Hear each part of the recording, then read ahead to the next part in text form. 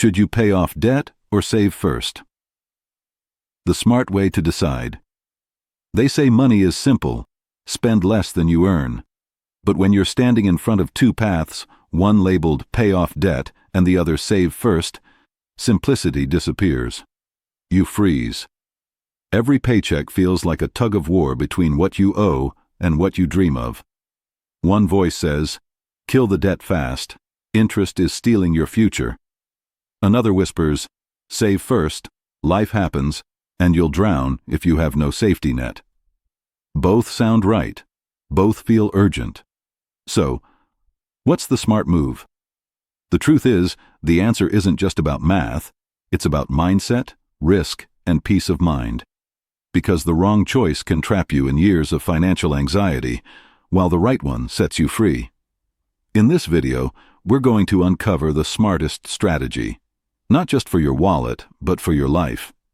You'll discover when to save, when to crush debt, and how to build both at the same time without losing your sanity. By the end, you'll have a roadmap that makes every dollar you earn work with purpose. Before we dive in, take a second. What's your biggest fear when it comes to money? Is it waking up to another emergency you can't afford? Or watching debt interest climb higher than your hope? If you've ever felt that helplessness, where every financial win feels temporary, then you're exactly where you need to be. Because this isn't just about picking a side, it's about escaping the cycle of financial chaos for good. Let's face it, debt feels like a heavy chain, while saving feels like a lifeline. But here's the tricky part. Trying to do both without strategy can make you broke and burned out. You end up chasing your tail, paying off a little here, saving a little there, but never truly moving forward. And if you're like most people, you've probably tried everything: snowball methods, budget challenges, even skipping self-care just to make an extra payment. Yet somehow, it still feels like progress comes in inches. That's because most people ask the wrong question. Which should I do first? The real question should be, how do I make debt and saving work together in a way that actually builds wealth? Stay with me, because by the time we're done, you won't just have an answer.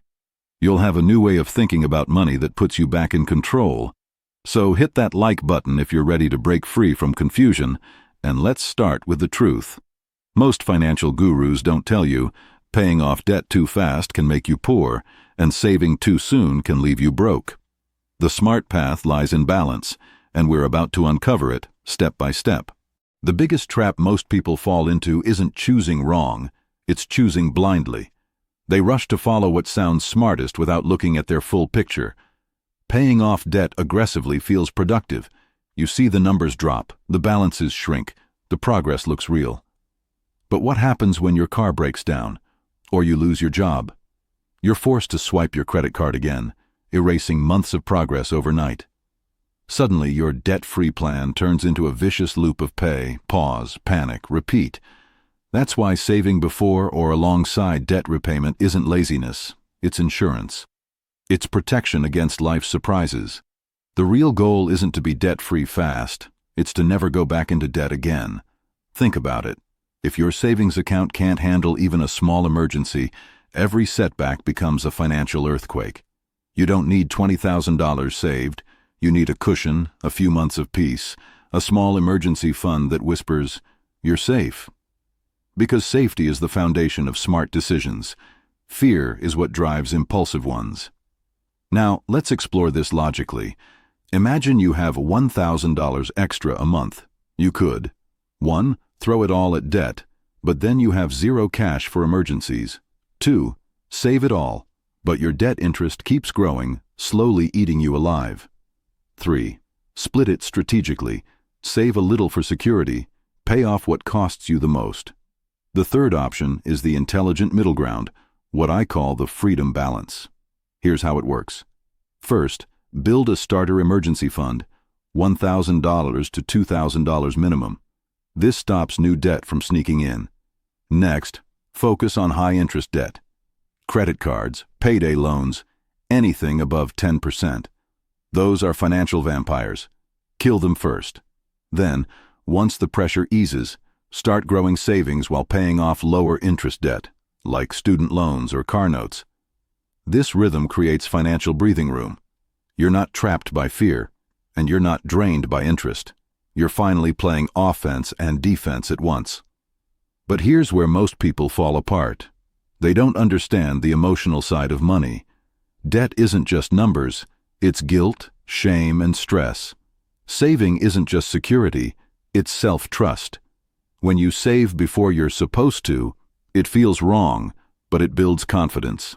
And that confidence fuels momentum. Momentum builds consistency, and consistency builds wealth. Here's the climax, the big turning point. The goal isn't debt freedom or savings growth, it's financial independence. Debt freedom without savings still leaves you vulnerable.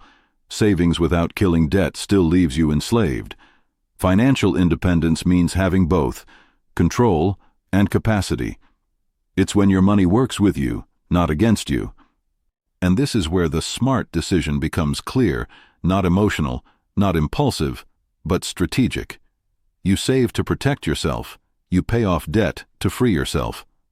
The power lies in learning how to do both without burning out. So now that you understand the balance, in the final section we'll put this into motion. You'll discover the step-by-step plan that turns this theory into results.